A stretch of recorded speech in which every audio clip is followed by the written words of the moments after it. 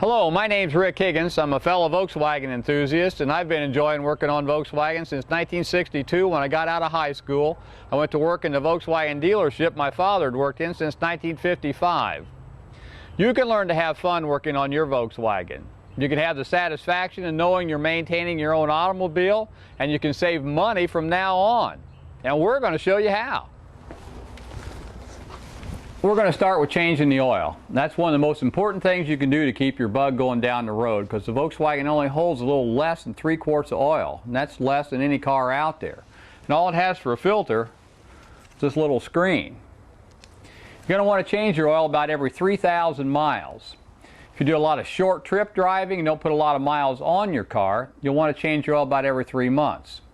If you have a Baja Bug, sand rail, or something like that, and you're driving off-road in the dirt, then you want to change your oil even more often. You're going to need 3 quarts of oil, like we talked about earlier, but you're only going to use 2 3/4 quarts because that's what your Volkswagen holds. You're going to need a couple of Volkswagen strainer gaskets. You can pick those up at the parts store. In fact, I'd recommend you go ahead and get about a dozen of them while you're at it because they're cheap. And then I recommend you get a 1/4-inch drive ratchet.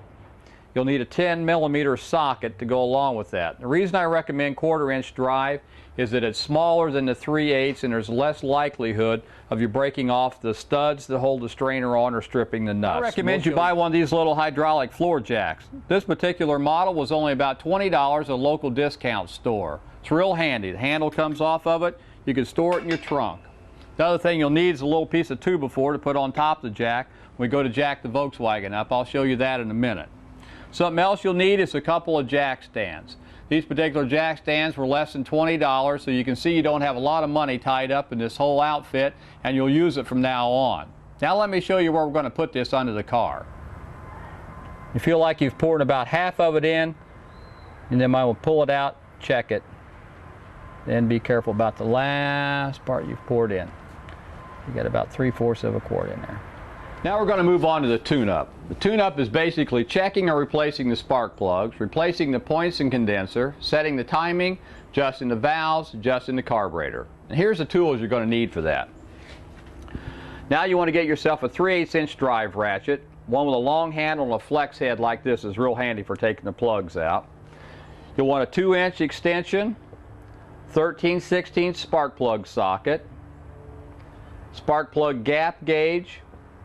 All of our plugs were nice and clean, so we know that our valves and our rings are in good shape. What we don't want to see is a plug like this. If we find a plug like this, all black, gummed up like this, it's a good sign we've got a bad ring or burnt valve, so we're definitely going to have to do a compression check. Okay, now I'll show you how to use the compression gauge. Okay, let's move on to the distributor. Okay, this is our distributor. This is where we find the points and the condenser. To get inside the distributor, you take your screwdriver, flip these little clips off the sides, and you can lift off the cap. And while you got the cap in your hand, take a look inside, see any evidence of any cracks. You want to check this little and then we want to loosen the hold down screw that holds the points in there. Okay, and we lift the points out, being careful you don't. Okay, you might have a pulley like this on your car. It has 2 notches real close to each other. This is just about like the pulley that we used in the demonstration a minute ago. It just doesn't have the top dead center notch over here. If you use this pulley to time your car, this first notch is 10 degrees, the second one is 7.5.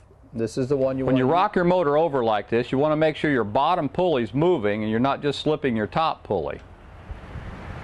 Okay, now we can see the rockers are moving right here. That means the engine's really on number 3 clogged up. So we can set it aside for now.